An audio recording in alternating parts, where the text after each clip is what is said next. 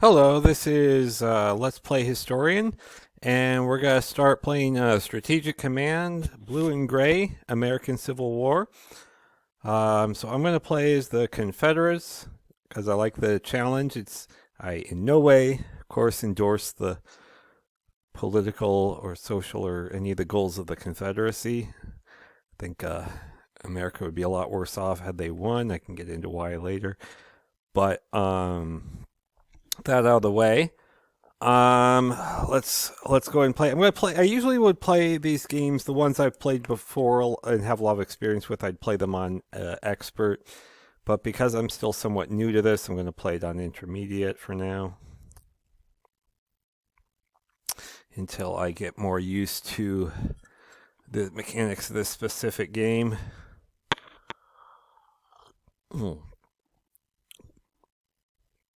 So let's see here.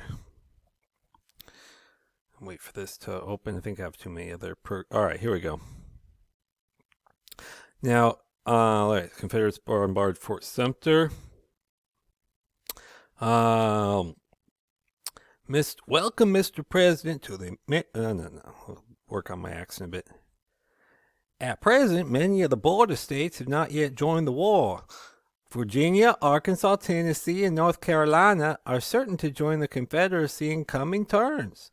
While Maryland will join the Union, the situations in Missouri and Kentucky are less certain and can be influenced by diplomatic investment, events, and evasion. Victory in this war will depend on your ability to maintain the public's fighting spirit, so it is important to hold as much ground as possible, especially locations marked FS objective. If this is your first time playing, we strongly recommend you read through the game strategy guide. Here we provide some tips and tricks to help you plan your campaigns, although we encourage you to try out your other strategies as well. Alright. My hackneyed, terrible southern accent. Alright. So, the first thing about... Okay, so this kind of... Almost let's see... It's almost psychologically hard for me to do this, but, well, no, I will spend on research this. That's not the psychologically hard part. I almost did something else, and I'll explain why in a minute. So my first priority with research is core organization. When you see these core go into action, it's just amazing. All right. Secretary of State Robert Toombs. Despite European intervention being our best hope at winning the war, a minority of leaders believe we'd be better off ordering the immediate sale of our cotton for gold, which we could then use to buy weapons. At current market prices, we would receive 1750 MPPs at 175 MPPs over 10 tons for our cotton. Flooding the market with cotton would leave Europe with little incentive to recognize us. So if we were to sell the cotton, we would then be unable to choose a sponsor, and it would be extremely unlikely that any European power would ever enter the war. Selling the cotton would be an unpopular move, costing us 8,000 points of fighting spirit immediately as states' rights activists denounce our actions, and a further 4,000 points when the price of cotton inevitably falls. Would you like to sell the cotton? Yes, or hold on to it in order to use it as leverage in negotiations with Europe? No. Now, this is actually why... Okay, you're going to find out how on the spectrum I am with all this. I love economic history, particularly in the economics of war. So this is actually why I bought the game, was in order to make this decision. So this, I actually believe the Confederacy should have sold the cotton. But the way this game works is, one thing is they make it so there's a huge advantage to pretty much do what they did historically with decisions like this. So I'm going to have to unfortunately choose no, and I'll explain why. So we're going to choose the UK. So the reason I say it was a mistake was, so what had happened was, early when the war, when things began to heat up, between the North and the South, and it was clear the Confederacy wasn't going to come back in the Union on their own, Lincoln had ordered a blockade. Now the blockade, the Union Navy wasn't that large in the beginning. Of course, it was far larger than what was could be considered the Confederate Navy. But there were a lot of that first 6 months or so. The Confederacy had a big opportunity to sell a lot of its surplus cotton to Europe, and the reason they didn't was um, they believed that, so they were hoping for European intervention, particularly the UK and France. Um, and so, because that was what kind of saved us in the Revolutionary War, was France coming into the war on our side. And so they were hoping. So the UK industry, textile manufacturing, which depends on cotton, was a big part of it. Their industrial revolution, and the Confederates were hoping that if they just withheld the cotton, that the UK would run out of cotton, and people would be demanding that they, support the Confederacy in order to get the cotton trade resumed and the blockade broken.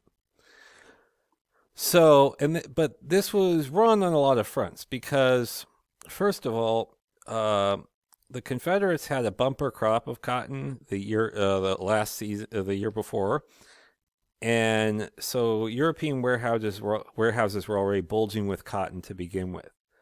Um, and the other thing was they underestimated how the degree to which anti-slavery sentiment. Britain had outlawed slavery about 30 years before.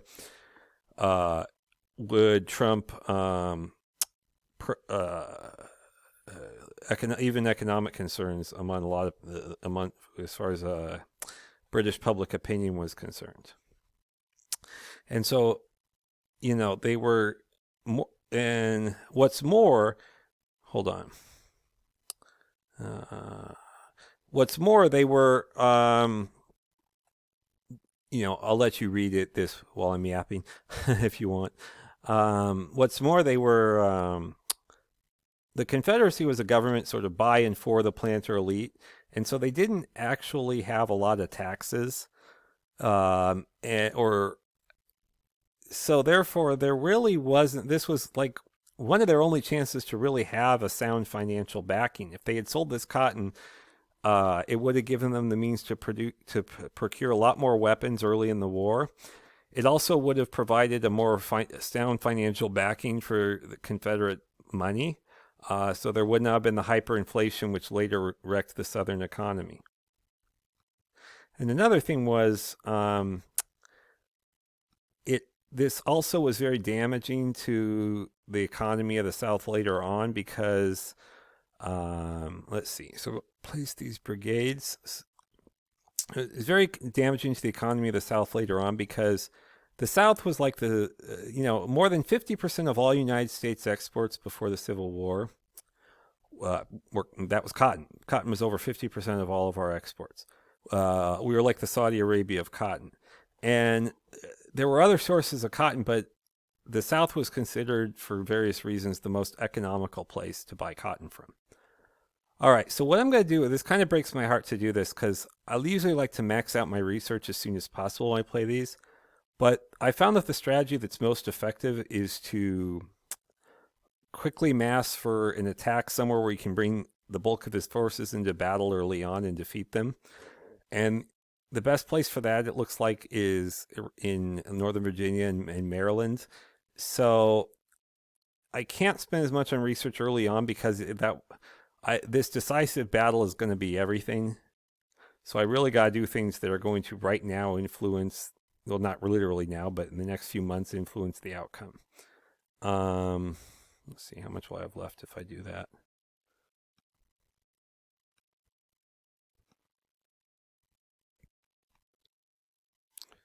All right, do I have anything else here to move? No, not really. Okay. So what had happened was because the Confederates had, with their cotton diplomacy or King Cotton diplomacy, um, because they withheld all this cotton, the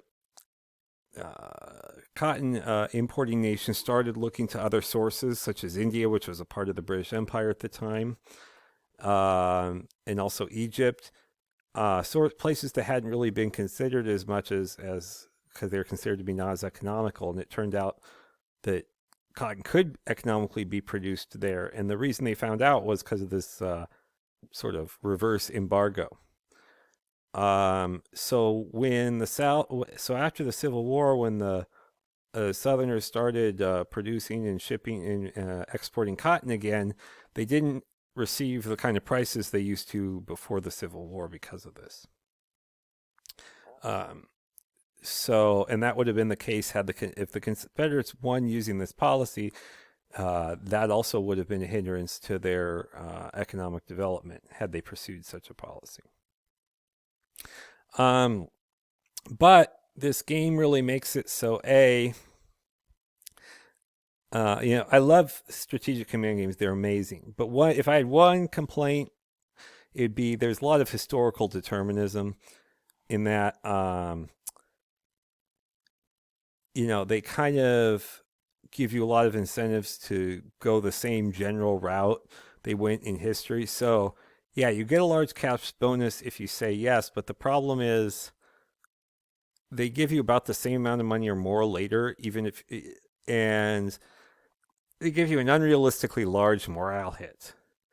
Like the average soldier in the field is going to have a 10% reduction in morale because you sold the cotton surplus to allow them to be paid and have food. I don't know. There would have been somewhat of a morale hit among some quarters in the Confederacy because the Confederates actually thought this was a really good policy to withhold cotton. It was not. The Confederacy also did no investigation into what public opinion was in Britain or even among members of Parliament. They didn't instruct their officials there to do such a thing. They also picked two quote unquote diplomats who were very non diplomatic, very Anglophobic. All right, so let's save here.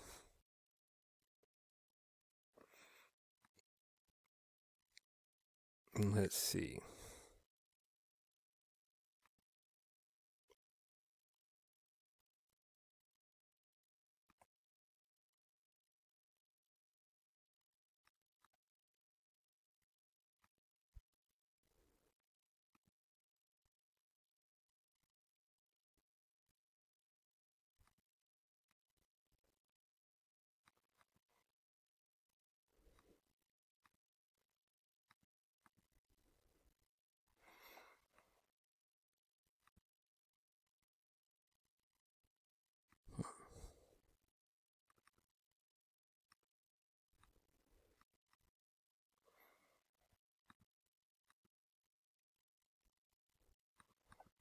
All right, so let's see. Oh, I forgot to turn the.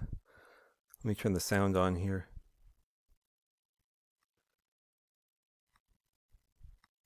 Tell me in the comments if you want music or not.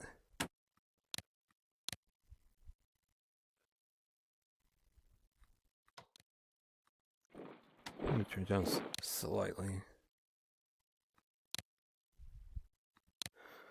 My girlfriend's helping me with this. I'm new to making YouTube videos. You're probably like, yeah, obviously.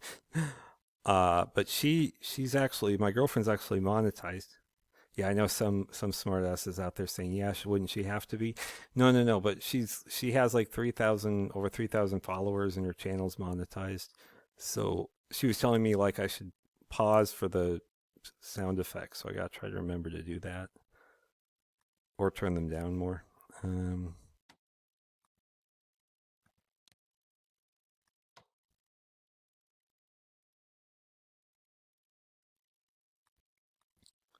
So let's see, get some divisions.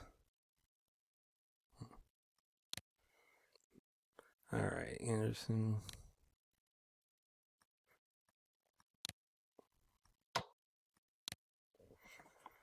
Hmm.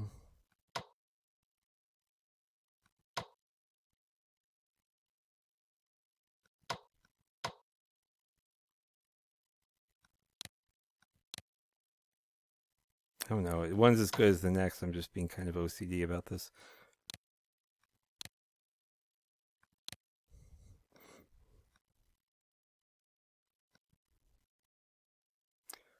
All right. So that's the end of this turn.